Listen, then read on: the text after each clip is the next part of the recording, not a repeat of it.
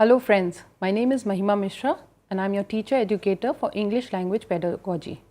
Today we are going to discuss the techniques of teaching nursery rhymes and poetry. Poem is a potential medium to express ourselves and to relate it to our lives. By regularly listening to poems and songs, children comprehend the basic structure of language. When we enter school, the first thing that we learn are nursery rhymes. We learn nursery rhymes so that we can start memorizing, we can start mimicking, and we can start copying our teachers and learn the language through regularly using it. The children learn to comprehend the language, the children learn the basic structure of English language when they recite poems in school. Why do we teach rhymes in school? It helps the children become comfortable in the language. When we speak the poem several times, we learn to express ourselves in that language. It helps the children articulate the language. It's a foreign language, so we need to speak it many times. We need to talk in that language. We need to use those words so that we become comfortable in that language. We'll start with reciting a poem by Walter de la Mare, Silver. Slowly, silently, now the moon walks the night in her silver shoon. This way and that she peers and sees silver fruit upon silver trees. One by one the casements catch her beams beneath the silvery thatch. Couched in his kennel like a log, with paws of silver sleeps the dog. From their shadowy coat the white breasts peep, of doves in silver feathered sleep. A harvest mouse goes scampering by, with silver claws and silver eye, and moveless fish in the water gleam by silver reeds in a silver stream. When we recite a poem like that, we get to know a lot of things about poem. Children get to learn new vocabulary. The poem Silver is fit for classes 3 and above. So when we read this poem, we learn a few words which are not very familiar for the class 3 children. Suppose they ask you, what is peers? We are supposed to tell them. Peers means looking intently, observing. They might find difficulty in understanding the word thatch. Thatch means sloping. Couched, snuggled. Coat, there's a small rectangular box kind of a thing made for the pigeons to stay in. Scampering means running haphazardly. Gleam, shine. So they learn a lot of new words. They learn to express themselves in newer words.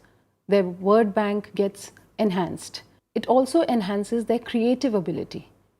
When the children see how the poet has described certain scenes which are so normal but in such a beautiful way, they also try to copy that. They also try to improve on their own expressions and they try to create new styles of saying similar things. They learn about expression, they learn about tone, they learn about proper pronunciation. So when we are reading out a poem, we need to be very careful that our expression in reading out the poem is according to the poem that we have chosen. The tone also needs to be very, very appropriate. This is a night poem, so we need to be soft, we need to be slow, we don't need to be in a hurry, we don't need to be very loud. Then there is proper pronunciation of the words, which is also very important because this is the time that the children are learning new words, and once they learn it, if they learn it incorrectly, it becomes very difficult to unlearn what they have just learned. There are various techniques to teach poetry recitation. We can start with making them listening to the poem in the form of songs or video or audio tapes in the voice of famous actors or famous singers. There are various videos available on YouTube. There are various links that you can use and you can use them in your class. If you are comfortable, you can do the recitation on your own. We can also enact the poem. For example, when we have a poem like I'm a little teapot, short and stout, it's very easy to enact it. So we can say, I'm a little teapot, short and stout, this is my handle and this is my spout. When the water's boiling, hear me shout, just lift me up and pour me out. So we have to use clear pronunciation and we have to use the correct punctuations so that the child understands how we need to deliver the poem or how we need to recite the poem. Again, there's a poem, very small one for nursery children, All of Me. My hands are for clapping, my arms can hug tight. My fingers can snap or can turn out the light. My legs are for jumping. My eyes help me see. This is my body and I love all of me. So when we speak the poem like this, the children understand the meaning also, because we are trying to enact it out for them and they get to know exactly what we are pointing at. They enjoy it more because they get some activity to do and they really enjoy the session. We can also make them write their own poetry.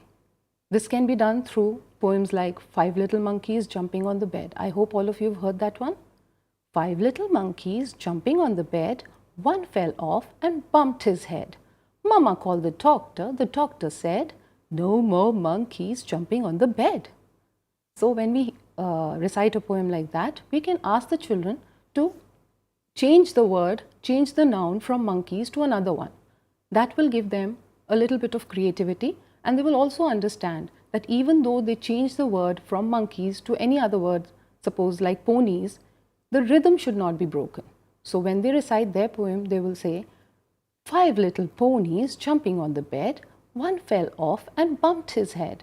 Mama called the doctor and the doctor said, no more ponies jumping on the bed.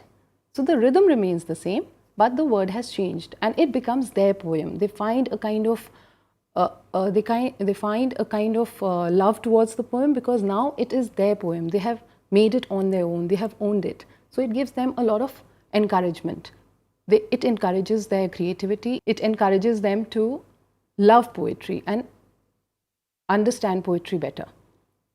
We must remember that we must always encourage the child positively and never ridicule the child, because at times there is peer pressure. At times, if the child cannot recite the poem properly in front of everyone, there are other children who will make fun of him. We need to be very, very vigilant about that, because the child's self-concept, the child's self-confidence is our responsibility. Group activity. We can also have poetry learning through group activities. This activity is also meant for children of class 5. We can give them a situation, walking through the jungle, and we can ask them to extend the poem further by creating more lines. Once they have created their lines, they can discuss the lines with the teacher and they can come and present it in front of the whole class. We can also ask them, probe them further about what motivated them to write those lines. Walking through the jungle, what did I see? A big bad lion roaring at me. Walking through the jungle, what did I see? A long, long snake hissing at me. Walking through the jungle, what did I see? A little baby monkey roaring at me. So when the children come and present it, they present their own poem. It's a group activity. 4 or 5 children can be made to sit together and work on a single poem. Various groups come and present their poems in front of the whole class. This gives them a chance to also work on their leadership qualities. There will be some who will be more eager to come and recite the poem, and then there will be some who would be more eager to add more to the poem. So they will all learn how to find their own creative space and present the poem as a collective group. We can have an activity where the child is given blanks to fill in, and that comprises his poem. So the poem like Happy to be Me can be given with blanks. There's a blank for color of the child's hair, there's a blank for the color of the child's eyes, there's a blank for the age of the child, and there's a blank for the name of the child. So when the child fills in those blanks, the poem becomes his own poem, and then he gets a chance to come and recite it in front of the whole class. Suppose the child fills in, black is my hair, black are my eyes, I'm 8 years old and just the right size. My name is Soham, and as you can see, I'm very happy to be me. So the child learns to love a poem. The child understands that poems can be written by him as well. That gives him an affinity for poetry writing, for poetry learning, for poetry recitation. There are various tips that can be used for teaching poetry effectively in class. First thing is to be very well versed with the poem. Once the teacher enters the class, she should be well versed with the poem, because if you go and fumble there, the child is looking at you and really paying attention to all the nuances that you are picking up. We need to check the pronunciation of unfamiliar words and rehearse it before we recite it in class. So rehearsal of whatever you're going to do in class is also important, especially in teaching poetry. We need to be loud and confident. It is not necessary to be loud all the time. It depends on the tone of the poem, and if the poem requires, we need to be very loud, and if the poem doesn't require, we need to just raise our volume a bit so that even the last child can hear us. So loud and confident. That is very important. We need to be dramatic and expressive. Very, very dramatic and expressive. You can say, I hear thunder, hark don't you, pitter patter raindrops, I'm wet through. So we have to learn to be dramatic, a little bit dramatic and very expressive when we are reciting a poem. We can check the tone of the poem. If the poem is a happy one, we need to look happy, smile with a twinkle in the eye. If it's a sad one, we need to bring the tone a bit down. We cannot be too happy reciting a sad poem.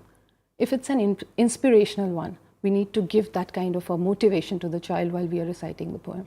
Basically, we need to enjoy the poem. Enjoying the poem for the teacher is the most important thing to be able to teach very effectively. So to enjoy the poem, there are certain points that we must remember as teachers when we are teaching poetry in class, that to enjoy the poem, we need to pay attention to a lot of things. For example, the genre, the tone of the poem that we have chosen. Sometimes the poem is a nature poem, sometimes it's a motivational poem, sometimes the tone is sad, sometimes the tone is happy. So we need to be sure which genre, which tone we are supposed to stick to. Then we need to know the style of the poet. Sometimes the poet uses free verse, sometimes the poet uses rhyming verse. So we need to know that style of the poem. Poetic devices. If we know the poetic devices, then we are able to highlight those points while we are reciting the poem. For example, alliteration. When we are teaching higher classes, we can even tell them what is alliteration. For example, in slowly, silently, now the moon, we can tell them sir, slowly, silently. When we have the same sound consecutively in the poem, then it is called alliteration. Personification. Again, the poem slowly, silently, now the moon walks the night in her silver shoon. The moon has been personified as a lady. So we need to point that out to the children so that they can imagine better. We can also do a little bit of research on the poet's life and setting to the poem. For example, in Daffodils, when the poet William Wordsworth wrote that poem, he was going through a loss, a personal loss.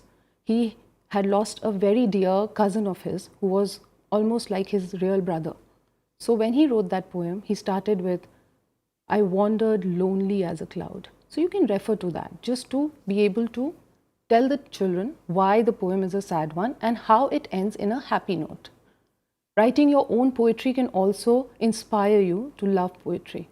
So these are just a few tips that will help you teach poetry better and which will also help your children learn poetry better. Thank you so much. Meet you again.